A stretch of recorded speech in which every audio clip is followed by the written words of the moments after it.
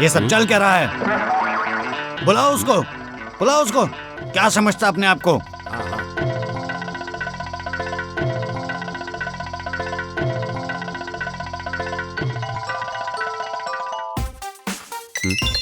हाँ, बाबूजी का फोन। जी बाबूजी।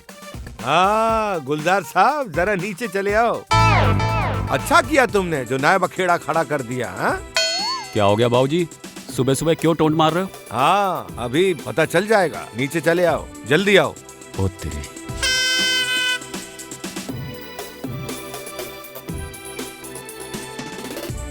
जी बाबूजी। बेटा तुम इन्हें जानते हो? नहीं बाबूजी, बिल्कुल नहीं। गुड्डी जो मेरी बीवी है उसको तो जानते होगे ना? क्या हुआ? वो वाली खिड़की से जल्दी भागो, भागो, भागो। बाकी रहा। तुम गुड्डी के पति हो? तुम हंस क्यों रहे हो? मतलब गुड्डी तुम्हारी बेटी नहीं बीवी है? इसका मतलब तुम उसको जानते हो? फंस गया, क्या करूं? मैं नहीं जानता गुड्डी को, मैं बिल्कुल नहीं जानता गुड्डी को। तुम नहीं जानते गुड्डी को? विवेक सच सच बता, तू गुड्डी को जानता है कि नहीं? बाबूजी कसम खा के बोल रहा हूँ, मैं गुड्डी को नहीं जानता। और बाबूजी मैंने तो ये नाम ही आज पहली बार सुना है बाबूजी। गुड्डी गुड्डी, मैं सच में नहीं जानता बाबूजी। ये क्या है?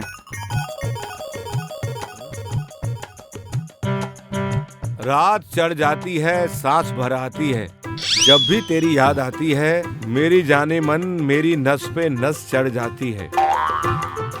और सुनो, स्ट्रॉबेरी से होंठ तेरे, रास्पबेरी से बदन, जल्दी ही मिलूंगा तुमसे क्योंकि मीठे के शौकीन हैं हम। तुम्हारा विवेक।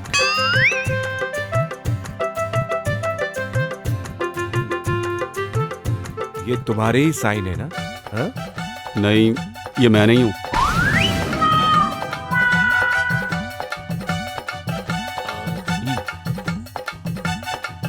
मेरी बीवी कोई नुक्कड़ की दुकान है, कोई भी आएगा आइसक्रीम की तरह चक्कर निकल जाएगा।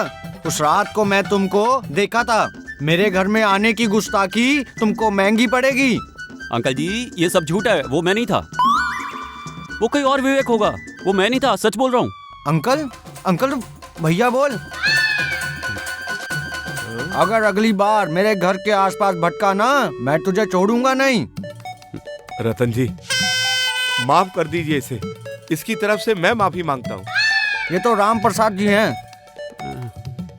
इनकी शक्ल देखकर मैं छोड़ रहा हूँ। अरे सर जी जल्दी घर जाइए, हो सकता है आपकी गैर मौजूदगी में असली वाला विवेक गुड्डी घर पे बुला ले। अच्छा जाइए जाइए। सारा गलती मेरी है, बिन माँ का लड़का समझकर मैं आज तक हमेशा ही तेरी गलतियों को नजरअंदाज करता रहा, लेकिन आज तो तूने हद ही कर दी। बाबूजी लेकिन अब मैं सुधर चुका हूँ, मेरा यकीन कीजिए, मैं अब ये सारे काम नहीं करता। बाबूजी मेरे दिल पे प्यार की किक लग गई है। और जब ये सारी हरकतें कर रहा था तब कहाँ किक लगी थी? तब क्या तेरे सर पर किक लगी थी?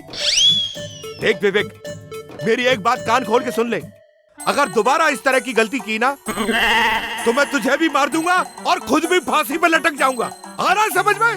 बाबूजी ये सब पहले की बातें थी, लेकिन अब मैं बिल्कुल बदल चुका हूँ बाबूजी, मेरा यकीन कीजिए। प्लीज बाबूजी एक मौका दीजिए मुझे, प्लीज। मैं उम्मीद करता हूं विवेक कि तेरे लिए बस अच्छा हो। बिल्कुल सही कह रहे हैं आप अंकल जी। मैं तो कहता हूँ जितना जल्दी हो सके आप भैया जी की डोली उठवाइए। देख तेरे दोस्त को समझा दे, अगर इस बार इसने मेरी बात नहीं मानी ना तो कह देता हूँ, या तो ये निकल जाए इस घर से या मैं निकल जाता हूँ। हाँ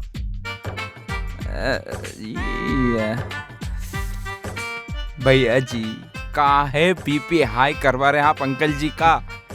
जहाँ वो कह रहे हैं वहाँ शादी कर लीजिए ना। अबे चिरकुट, बात तो ऐसे कर रहा है जैसे कुछ जानता ही नहीं।